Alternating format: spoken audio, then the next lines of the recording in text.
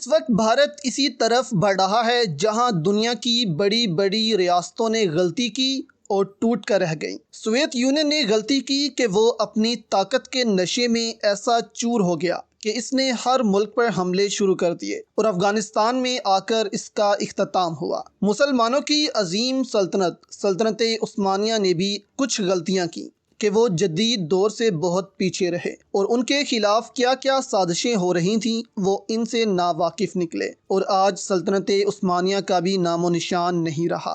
اب ترکی صرف ایک ملک کی حیثیت سے بچا ہے اور روس بھی اب ایک ملک کی حیثیت سے بچا ہے۔ بھارت بھی کچھ ایسی غلطیاں کر رہا ہے جس کا اختتام یہی ہوگا جو روس کا ہوا تھا۔ اب بھارتی مصنفہ ہیں اروندھتی رائے، انہوں نے اب بہت اچھے طریقے سے مودی کی فاشسٹ حکومت کو بے نقاب کیا ہے کہ اگر تم لوگ نہیں رکے تو یہ ہوگا اس وقت۔ یعنی بھارت میں کچھ ایسے لوگ ابھی بھی موجود ہیں جو حکومت پر کافی تنقید کرتے ہوئے نظر آتے ہیں۔ نہیں تو بھارتی میڈیا میں آپ نے غور کیا ہوگا کہ زیادہ تر صحافی مودی کی ہندوتوا سوچ کے ساتھ کھڑے نظر آتے ہیں اور مسلمانوں کے خلاف جو ہوتا ہے اس کو بھی سپورٹ کرتے نظر آتے ہیں۔ اب بھارت میں اس وقت 35 کروڑ مسلمان ہیں۔ اب 35 کروڑ مسلمانوں کو آپ کہیں کہ ہم قابو کر لیں گے تو ایسا ہونا ممکن نہیں ہے، اور اگر کوئی ایسا کرے گا تو اس کو اپنے ملک کا ایک حصہ اپنے سے جدا کرنا ہوگا، اور نہ ان 35 کروڑ مسلمانوں کو بھارت ہندو مذہب میں کنورٹ کر سکتا ہے۔ اب معروف بھارتی مصنفہ اروندھتی رائے کا کہنا ہے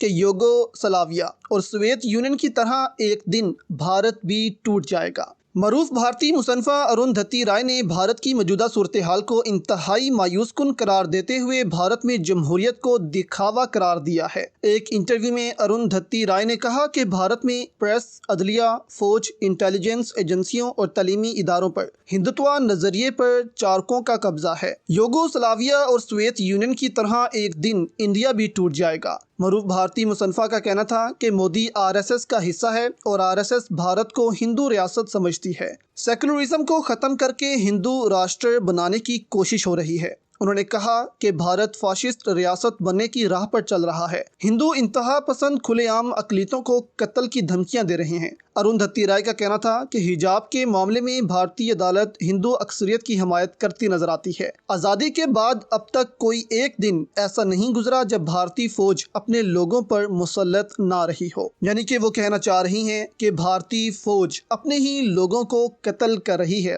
یعنی کہ ہندوؤں کو نہیں، مسلمان اور باقی اقلیتوں کو۔ اور اگر ایسا ہی رہا تو ایک دن سوویت یونین اور یوگو سلاویا کی طرح بھارت بھی ٹوٹ جائے گا۔